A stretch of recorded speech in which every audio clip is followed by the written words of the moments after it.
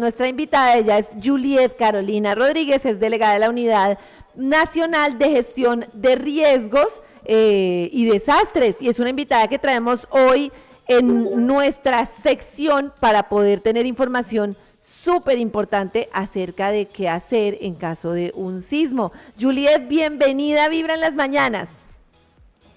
Buenos días, Karen, buenos días para todos el equipo de Vibra, muchas gracias por la invitación. Hay una cantidad de mitos, dudas, ¿qué hago?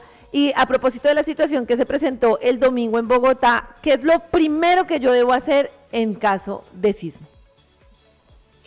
Bueno, actualmente la unidad cuenta con una guía de preparación ante un sismo que la pueden consultar en la página web. Acá nosotros lo dividimos en 3 momentos. Un primer momento de qué hacer antes de que ocurra, que es súper importante que todas las personas estén informadas y capacitadas por las fuentes, saber cuáles son las fuentes oficiales que emiten la información de sismos o demás en el país, en este caso el Servicio Geológico Colombiano y la Unidad Nacional para la Gestión del Riesgo también emite comunicados y demás, pero además de eso es muy importante conocer si las construcciones donde ustedes se encuentran, sean su lugar de hábitat o su lugar de trabajo, pues cuenten con esas infraestructuras y sismo resistente, ¿no? Para también poder evaluar las zonas donde se pueden proteger. Entonces esa es una primera instancia súper importante, cómo prepararnos antes de esto, tener listo siempre nuestro kit de emergencias armado, tanto para nuestra familia, para nosotros, como también para nuestra mascota, animal de compañía, que es importante siempre tenerlo. Elaborar esos planes de emergencia, de evacuación con nuestras familias y tener unos puntos de encuentro, porque muchas veces las comunicaciones colapsan, entonces porque todo el mundo empieza a llamar a sus familiares y demás, la preocupación y esto, entonces es importante saber en puntos de encuentro, dónde van a estar ubicados en caso tal y demás. Antes de que pase a la siguiente fase, quería decirte que muchas veces pasa, y lo que ve uno incluso en las empresas o cuando se hacen los trabajos de simulacros, uno se da cuenta que el simulacro termina muy enfocado en la evacuación, pero lo que más le pasa factura a la gente es durante el sismo, lo que tú decías. Entonces uno ve que no ha pasado el sismo y la gente está bajando las escaleras, la gente está corriendo y uno dice, hay algo mal en la tarea de simulacro que estamos haciendo, que las empresas y los conjuntos se preparan es para la evacuación y sí, los que están encargados de hacer el proceso, pero lo que tú decías, durante el sismo incluso a la gente le cuesta identificar, ¿será que el marco de la puerta sí es? ¿Será que debajo de la mesa sí es? Eso que llamaban, creo que era el triángulo de la vida, no sé si eso sí sigue existiendo o es un mito. No, eso es un mito y digamos que es muy aplicado en estructuras livianas o ligeras como en Estados Unidos, pero nosotros acá en Colombia tenemos una construcción muy rígida en mampostería y demás, entonces pues el triángulo de la vida para nuestro país no aplica. Exacto, porque pues nuestras paredes son de concreto, de mampostería y demás, y pues obviamente si te cae la pared encima, pues no te va a salvar de que quedes atrapado. Eso sí aplicas como para estructuras más ligeras o más livianas que se han construido como en Estados Unidos en algunas zonas, son mucho más ligeras que las hacen con Pleisen, llaman acá en San Andrés, entonces sí, se aplicaría, pero para nuestro caso no aplica el triángulo de la vida para nuestra infraestructura colombiana. Y hablando de eso, cuando uno se refiere a una yo... zona, digamos, segura dentro de la casa, lo que yo entiendo, Juliet, pero me corriges, es que una zona segura, lo más importante es que esté lejos de ventanas, de objetos que puedan caer, de cosas que tengan movimiento, de cuadros, lejos de todas las cosas que puedan empezar a caer. Por eso la mesa o un lugar, no una mesa liviana, sino algo demasiado fuerte que más que nada no es que te proteja de lo que pasa durante el sismo, sino de lo primero que pasa o lo más probable, sobre todo en estas construcciones fijas, es las cosas que caen y que te pueden hacer daño. Sí, de acuerdo. Muchos objetos que están sueltos y muchos objetos que a veces utilizamos de adornos en nuestras viviendas, estos objetos pueden ser también un misil para nosotros porque cuando caen, como no tienen peso, pueden ocasionarnos heridas. Entonces también lo que se recomienda es no estar al lado ni de ventanas ni de nada de cristalería porque ellos son los primeros que se fragmentan al no ser elementos estructurales. Entonces, y los objetos que tenemos decoración y demás, sí, lo importante y lo que se recomienda es asegurarlos o tenerlos seguros o alejarse de ellos. Igual también cuando pasa el sismo se recomienda no abrir nada de closet, ni gabinetes, ni nada de eso, porque pueden haber objetos que estén tumbados y que cuando se haga o se abran estos muebles, pues puedan también ocasionar heridas a las personas. Y yo puedo revisar Maxito.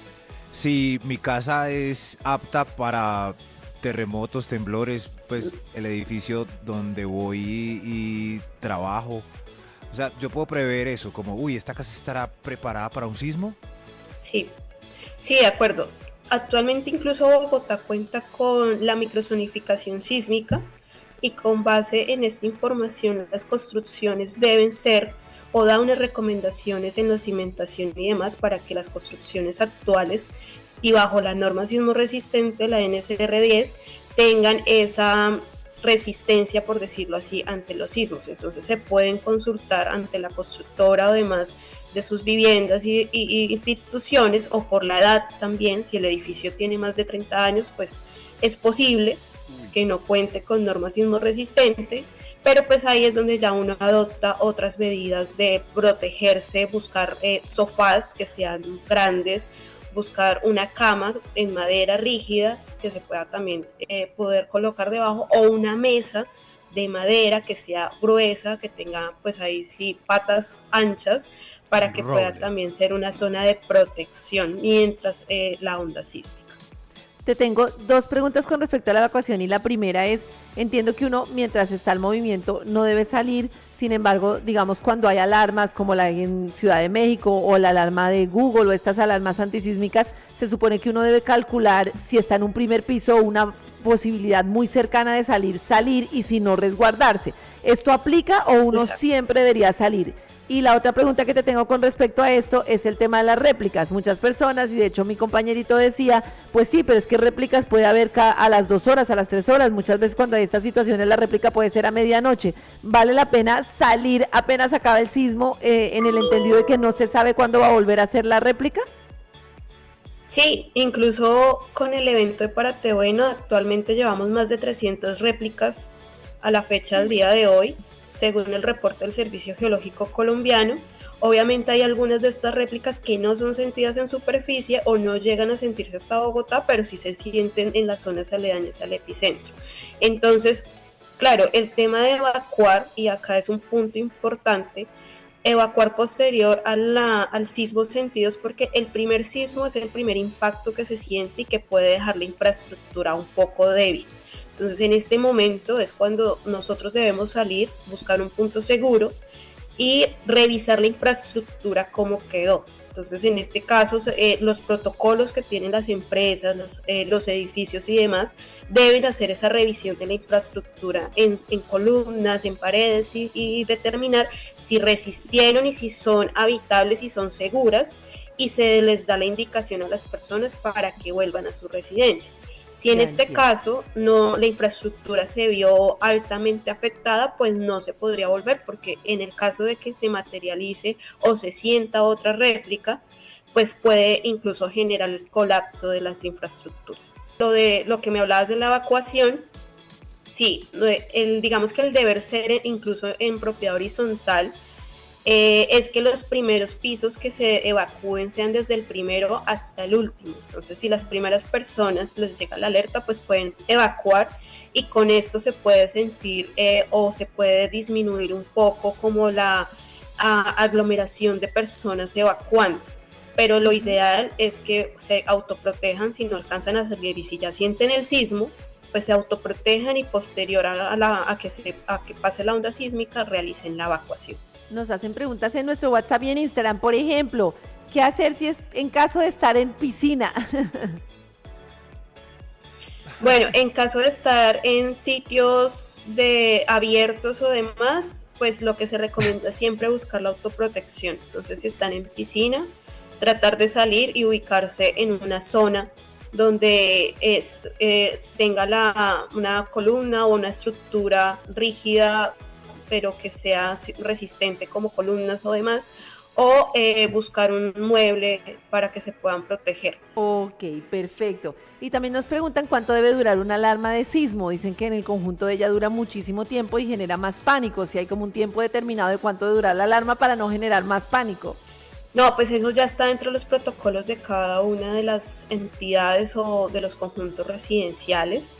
Obviamente, pues la alarma se puede durar hasta 1 minuto, 2 minutos, dependiendo cómo lo tengan organizado, porque muchas veces si no suena, entonces las personas dicen, ah, no, sonó poco, Fue algo tranquilo. o no salen Claro. o no realizan la evacuación. Exacto. Entonces creo que muchas veces es más, se van por ser un poco más extremistas para que las personas realmente evacúen y activen el protocolo para poder no generar una especie de tranquilidad, porque a veces solemos ser un poco más tranquilos. ¿Qué tan cierto es que en el momento del sismo uno se puede encerrar en el baño por ser un cuarto y espacio pequeño?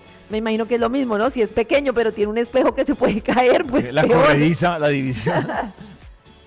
No, ahí lo más importante del baño en estos casos es que si el baño tiene infraestructura que pueda ser resistente a un sismo, es decir, si es una construcción sismo resistente, pues ubicarse si en el baño hay columnas o demás, ubicarse ahí. Si no hay, pues obviamente lo más recomendable es salir del baño, identificar esa zona de mi vivienda o de mi casa donde yo puedo estar seguro, sea en un mueble o demás, si la vivienda no es sismo resistente o si la zona estructural de mi casa está ubicada en otra zona que no es el baño. Entonces, Juliet, ahí siempre se recomienda es que se puede identificar en la vivienda dónde es mi zona segura. Juliet, ¿el marco de las puertas es mito o es realidad?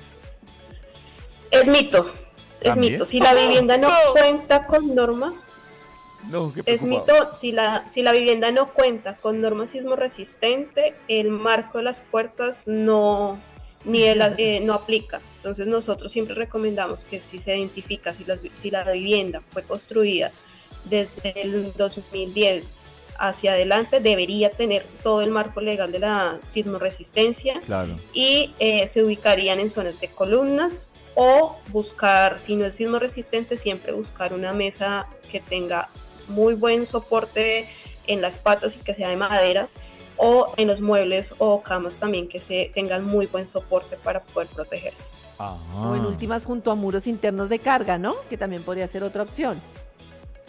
Exacto, sí, Ya en señor. últimas. Vale, pues Juliet, muchas gracias por acompañarnos con esta información importantísima para saber cómo actuar, que también cuando uno tiene información, pues se disminuye el tema de esta angustia que no nos permite actuar muchas veces de manera coherente para protegernos. Te agradecemos mucho por estar hoy en Vibra.